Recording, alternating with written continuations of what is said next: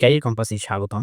গাজায় যুদ্ধবিরতি চুক্তি ২০২৫ সালে যে গাজা ইসরায়েলের মধ্যে যে যুদ্ধবিরতি চুক্তি হয়েছে সেটা কত সালে হয়েছে? ২০২৫ এর ১৫ই জানুয়ারি ২০২৫ চুক্তি কার্যকর করা হয়।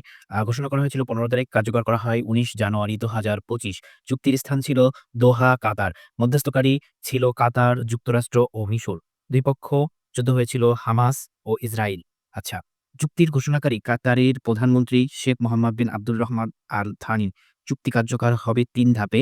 যুদ্ধের সময় ছিল দীর্ঘ ১৫ মাস। আ ইয়া ইসমাইল হানিয়া শহীদ হন ৩১ জুলাই ২০২৪। ইয়াইয়া সিনওয়ার শহীদ হন ১৬ অক্টোবর ২০২৪। হামাসের বর্তমান নেতা খলিল আল হাইয়া। যুদ্ধের সময় আলোচিত স্থান ছিল রাফা সীমান্ত। রাফা সীমান্ত অবস্থিত মিশর ও গাজার মাঝে।